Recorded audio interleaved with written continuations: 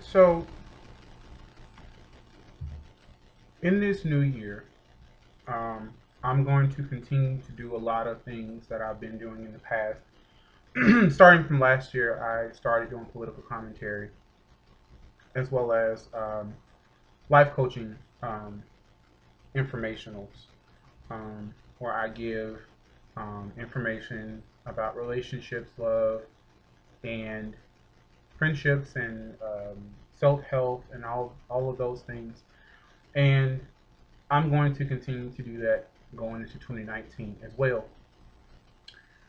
One of the things that I really wanted to dive into first this year is society or societal norms.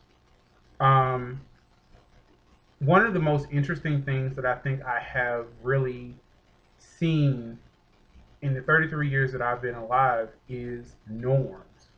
They're they're normed by society. Society tells you what you're supposed to be doing and how you're supposed to be doing it, and we just follow them without question almost. Um, it kind of begs the question of why is it that this is normal? Why is it that this is the only way you can do something? Why is this the only way you can achieve? And one of the things that I have noticed is that there are a lot of things that are not what are considered to be normal that end up being uncomfortable for a lot of people. What exactly is society or societal norms?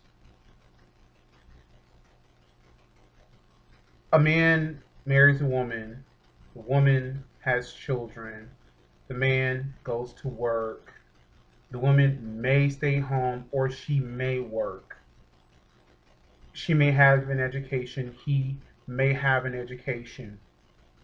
The children go to school, they come home, they make their grades, they go to church, they come home, they're active in society, they're active in the church, they're active in their friends' lives, they're active in their parents' lives.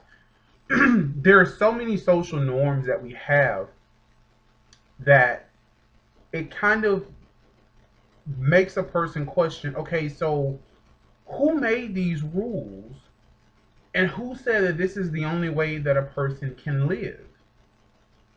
Because as anybody knows, the reason why rules are made is to be broken. That's the whole point. Just because a particular way of living works for you doesn't mean that it's going to work for everyone else. And it doesn't mean that it's going to work for the majority. Sometimes it's one of those things where you literally have to just take things for what they are and move forward. In positions of hierarchy, you have the person who likes to implement the rules. You have the person that likes to enforce the rules. You have the person that breaks the rules.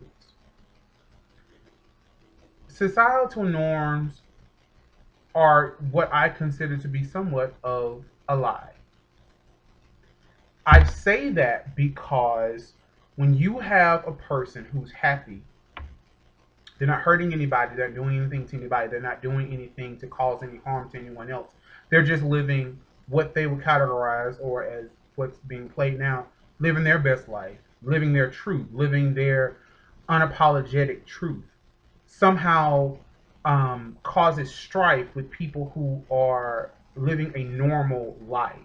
What does that even mean? And who made the rules on what exactly is normal? Take religion out of the picture, because if you look at religion, religion is a theology that's based on different perspectives. And although those perspectives are actually parallel to each other, they're interpreted differently. So if you have societal norms, who made these rules? And why are they enforced? And why do we still feel compelled to follow them now? Is it because you think that because change happens that means that you will no longer be at the hierarchy anymore? Is it because you feel that if these norms are broken, that means that change will happen and you will no longer be the person of knowledge. Societal norms are and can be detrimental to someone's life, especially if they believe what you believe, and what you believe is detrimental to what their well being should be.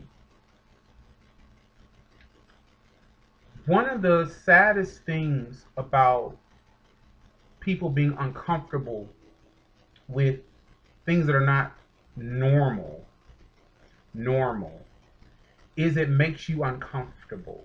I had a conversation with one of my friends not too long ago, and one of the things we discussed are people that are in same-sex relationships, people that are transgender, people that are in relationships that are more than just two people. It's three people or four people that what some people can categorize as like a family of lovers, and having those discussions and having those understandings somehow makes people feel uncomfortable, because it's like, well, if you see a same-sex couple out and about, you feel the innate need to talk about how how much it disgusts you, or how much it infuriates you, or you see a person that you think may be transgender and how it makes you feel uncomfortable.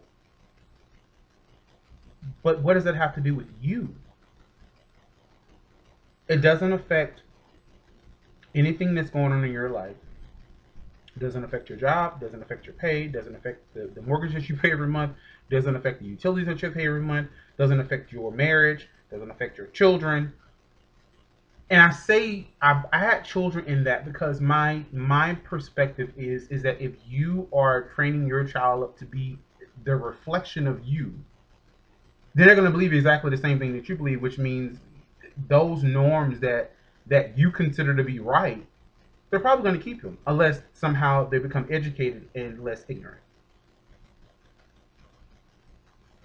Societal norms are at times crap, because if you allow people to tell you this is the way you have to live your life, then you fall into the trap of disappointment, because you're going to constantly be looking for some form of perfection and or acceptance and or some resemblance of what people categorize as normal. When in actuality, none of us are actually normal.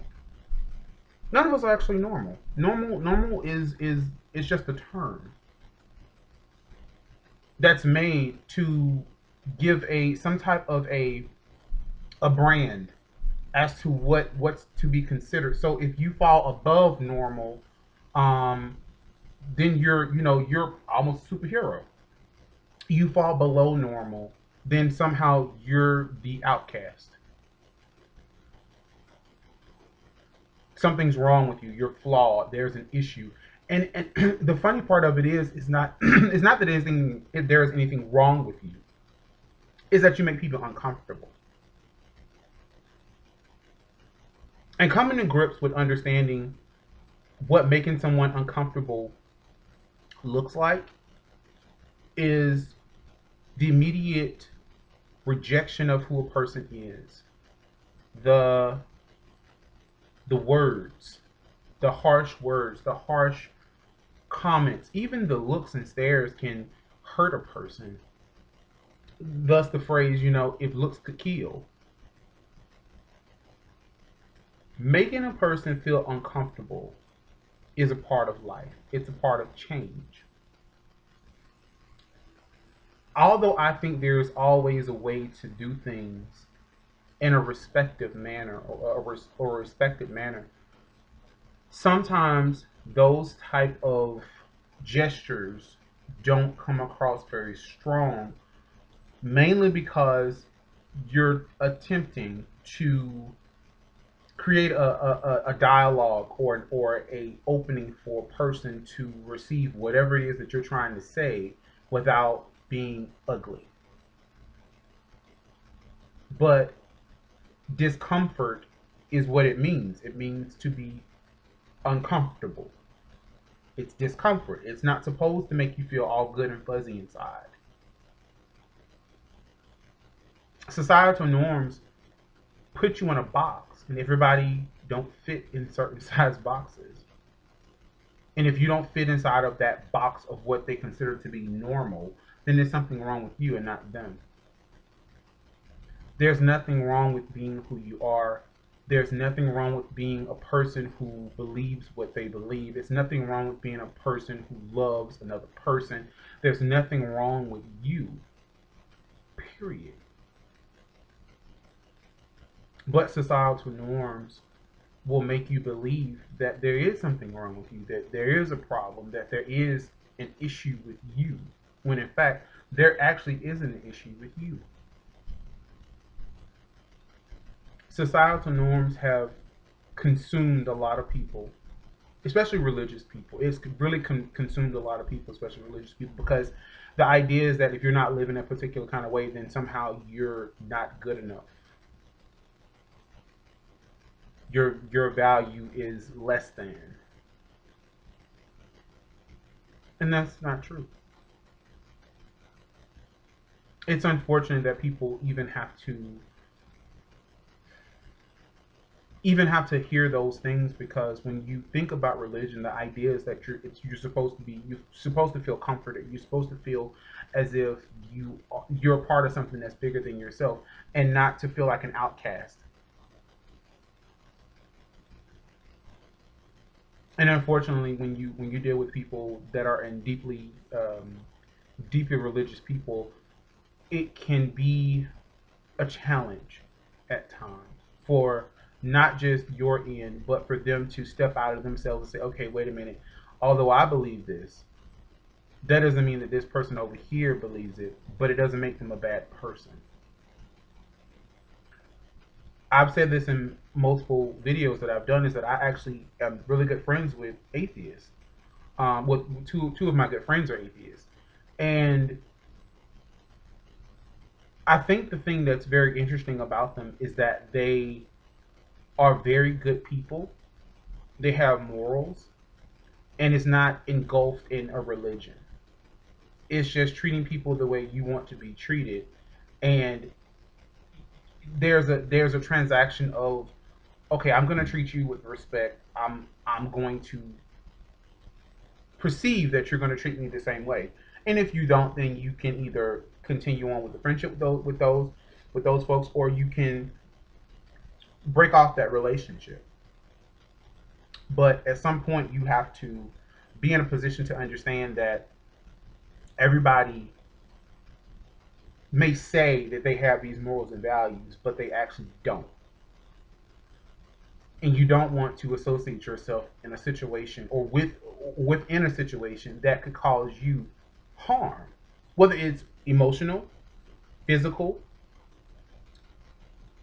Those type of scars go deep. Physical scars are permanent. Emotional scars are permanent. So mental harms are permanent. Those kind of scars don't. You can't just put Neosporin on them and say, okay, this will go away. It doesn't work like that. Because even if, per se, someone physically hits you and causes a scar, right? You put Neosporin on it, and the scar, the physical scar heals up, okay? But how that scar got there will forever remain. One of the first times I ever experienced, um, and I didn't physically experience it, and I didn't emotionally. Well, I did emotionally experience it, but I didn't physically experience this abuse. But one of the first times I ever experienced somebody physically abusing someone is that I had just got into college.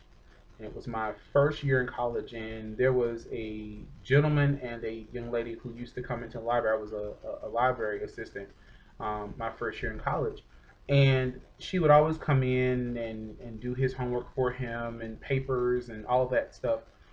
And one night he got very upset with her. I don't know what it was about, but they came in with like this tense uh, feeling.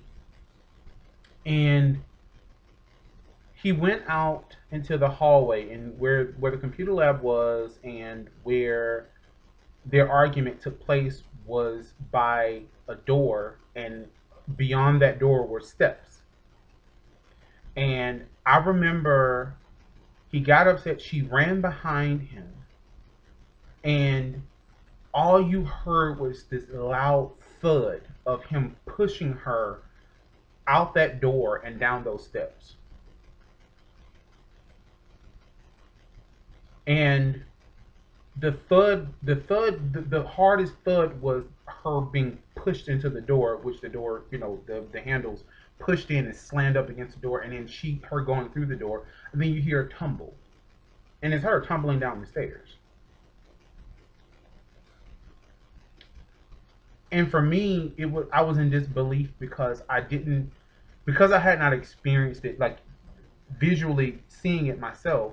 Although I didn't see the push, I heard the push, and I ran out the computer lab door and was right there, and he just walked away, as if nothing happened. Like nothing happened. Like he just walked away, like very casually.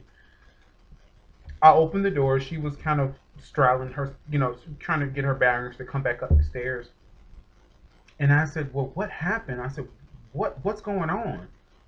He's like, "Oh, he got upset, and he was, he was frustrated, and